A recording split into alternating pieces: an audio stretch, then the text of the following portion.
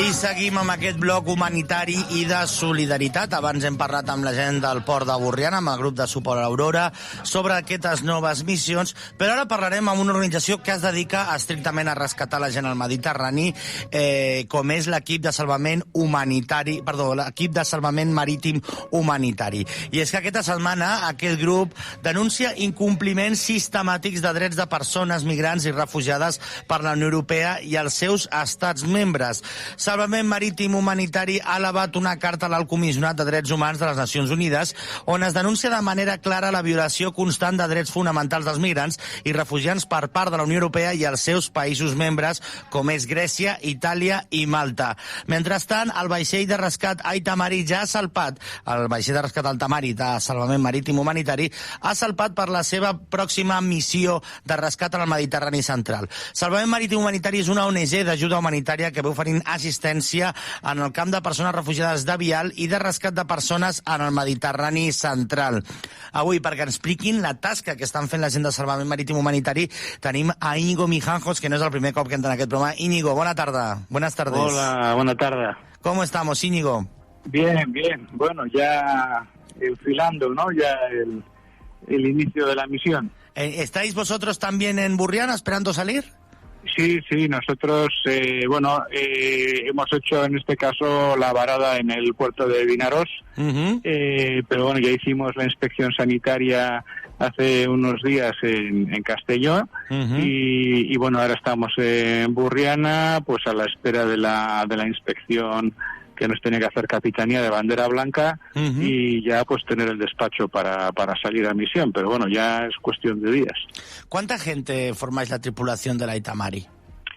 Bueno, en este caso la tripulación serán 14 personas. Normalmente el barco tiene capacidad hasta 15 tripulantes, pero bueno, normalmente hemos estado yendo 13 tripulantes, pero bueno, en este caso irán 14, una persona más.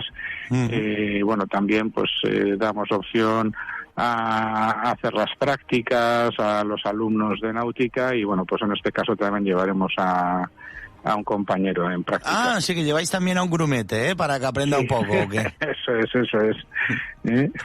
Oye, aparte de que estáis esperando salir, porque ya estamos en las puertas de verano, es una buena época donde mucha gente se ve empujada a cruzar el Mediterráneo, básicamente porque hace menos frío. Claro, ¿cómo pinta esta temporada? ¿Cómo, Íñigo, lo veis? ¿Creéis que va a ser un veranito duro o qué? Bueno, pues la verdad es que siempre, por una razón o por otra, las circunstancias son, vamos a decir, malas. En este caso, bueno, pues ya llevan unos meses en Túnez, desde las últimas arengas del presidente tunecino en contra de la migración, sobre todo de las personas subsaharianas, que les acusaba en Túnez.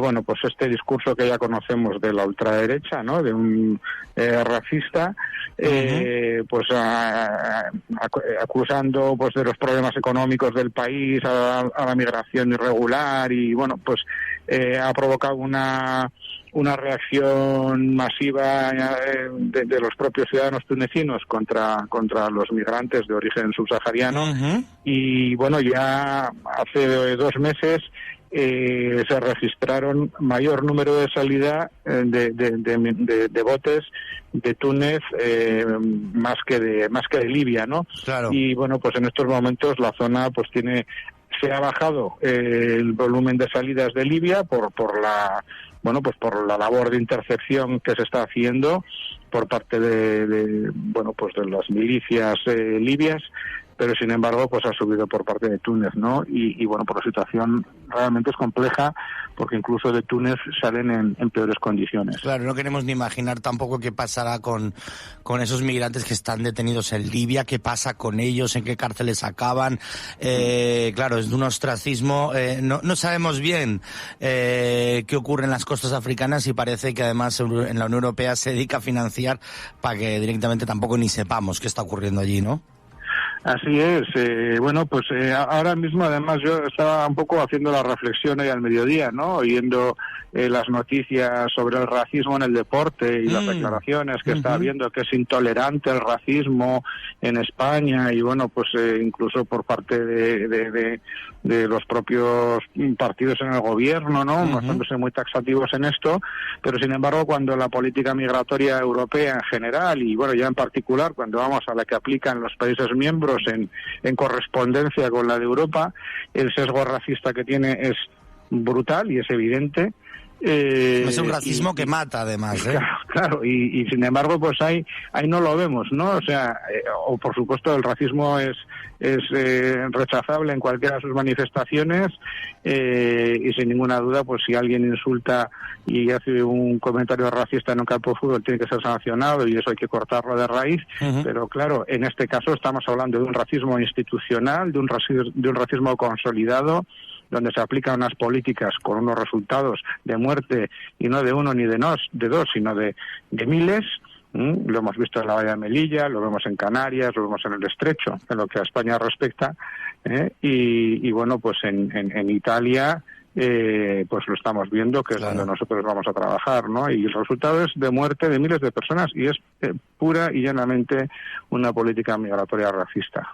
Y es lo que comentábamos, hablamos de un comunicado también que sacasteis hace unos días, donde denunciáis incumplimientos sistemáticos de derechos humanos en personas migrantes y refugiadas en la Unión Europea por sus Estados miembros. Y vosotros apuntáis claramente a 3 estados que son los que están cometiendo esos incumplimientos sistemáticos, que es Grecia, Malta e Italia.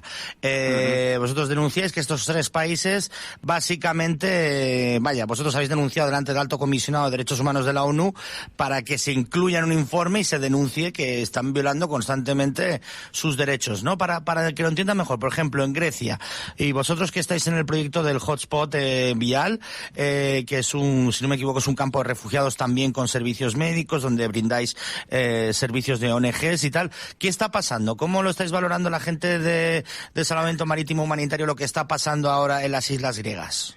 Bueno, nosotros, lógicamente, al hacer esta denuncia, nosotros nos tenemos que basar en los hechos en los que somos testigos de primera línea y que podemos documentar, ¿no? Por eso, digamos que nos hemos ceñido a los escenarios donde nosotros estamos trabajando. Y en concreto, en el hotspot de Vial, llevamos ya allí muchos años, donde la falta de asistencia médica es evidente, porque si no la prestamos nosotros como ONG, el Estado griego, que es el obligado a prestar la asistencia y a dar esa cobertura sanitaria, no lo hace, no lo está haciendo de forma sistemática. Si no estamos nosotros, solamente ha habido en periodos muy concretos que ha habido un médico en el campo. Si no, incluso durante la propia pandemia, por parte del gobierno, pues el servicio fue muy insuficiente, ¿no? Si no, como mucho, y en el mejor de los casos, y durante unas horas, lo que facilitan es un servicio de enfermería. Entonces, las personas deben de ser derivadas al hospital, pero el hospital es insuficiente para absorber ese trabajo, y además se impide porque la ambulancia que tiene que ir a recoger a las personas no acude a la llamada, ¿no? Entonces, pues si ya la ambulancia no acude a la llamada, la persona no puede ser trasladada al hospital y, por tanto, no se le puede dar la prestación médica. Y hay que llevarlo al Quinto Pino, básicamente, para que lo atiendan, entiendo, ¿no? Es que no hay. O sea, es una isla de 50.000 habitantes, donde han llegado a estar hasta 8.000 personas en el campo de refugiados. Que hablamos de Quíos, porque todo el mundo conoce Lesbos, pero Quíos también es una zona donde han llegado muchos refugiados, y de hecho, si no me equivoco, había como una base militar por ahí también, ¿no? Que eso lo hacía más duro el tema Sí, bueno, el campo, normalmente los hotspots se encuentran instalados en terrenos militares, y un poco la supervisión de la logística, de la gestión, del mantenimiento de los campos, normalmente lo hace el ejército, subcontratas que gestionan con el ejército. Es un poco, ahí hay una mezcla, un totum revolutum, Ministerio de Migración, el ejército, el Ministerio de Interior también, por lo que le corresponde a la gestión de fronteras. Es un poco complicado, pero bueno, fundamentalmente las 3 islas donde llegaba la migración, o donde llega la migración en Grecia, es Lesbos, que es la más conocida, la más famosa, donde llega más volumen de personas, Quíos, que está un poco más al sur, y Samos, que está un poco más al sur también, ¿no? Las 3 islas están relativamente cerca de Turquía, y son las 3 islas que más han absorbido ese flujo y ese tránsito de migrantes y refugiados. Y bueno, nosotros conocemos la realidad de Quíos, y pues es una ciudad, es una isla con 50.000 habitantes, es relativamente pequeña, donde solamente hay un hospital comarcal de un tamaño pequeño, insuficiente incluso para la propia población de Quíos. Claro, si además tiene que absorber las personas que están en el campo, que normalmente son personas también muy demandantes, pues porque viven una situación muy degradada. Porque vienen con niños, bebés también, claro. Suelen venir con muchos niños pequeños también. Mujeres embarazadas, entonces, bueno, pues ahí hay una demanda. Y, claro, también se complica por las dificultades del idioma, que es otra de las cosas que denunciamos, ¿no? Que no hay posibilidades de comunicarse estas personas con los servicios médicos del hospital, y entonces, pues gracias al hospital, pues directamente lo rechaza, pues porque no sabe lo que tiene, no saben, tampoco a veces hay mucha voluntad de saberlo, ¿no? Pues como no entiende, lo que le duele, pues no le puede atender, le tienen ahí esperando 4, 5 horas, 6 horas en urgencias, que está yo ahí cantidad de tiempo con ellos y con ellas, y bueno, pues al final pues te los devuelven al campo. Oye, ¿y cuánta gente hay en ese campo, Íñigo, más o menos? En el campo de Quíos. Actualmente el campo habrá unas 400, 500 personas.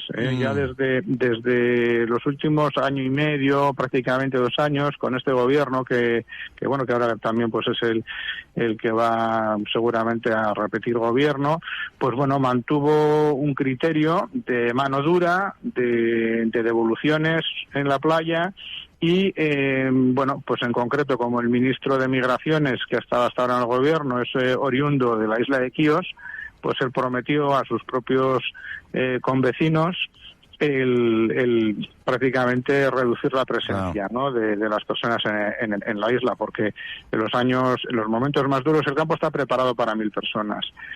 Normalmente solían estar sobre unas 2.000, pero en los momentos más duros, previos a la pandemia, pues llegaron a estar allí hasta 8.000 personas, y durante la pandemia también pues prácticamente hubo como unos entre 4 y 5.000 personas. Pero ya después de la pandemia y bueno, pues hasta, ya digo, como digo, estos 2 últimos años, al final de la pandemia redujeron radicalmente el número de personas en el campo, los trasladaron al continente y lo han reducido pues a esta cifra que digo, pues entre 300 y 500 según el volumen de llegadas.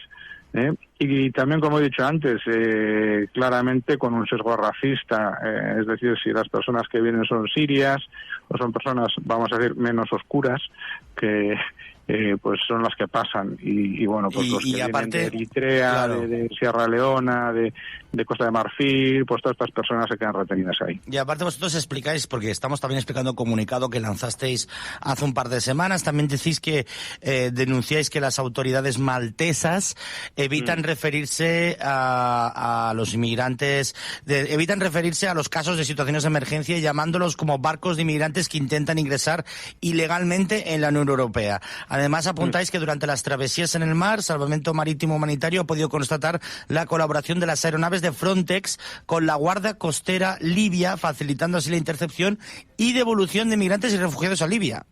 Sí, bueno, esto es un caso que también está denunciado por diferentes ONGs, pero nosotros también, cuando hemos estado allí, lo hemos visto cómo estaban los drones de Frontex sobrevolando el cielo, y cómo pues los libios pues ahí, a partir de ahí, tienen la posición de los botes y los interceptan y los devuelven a Libia, ¿no?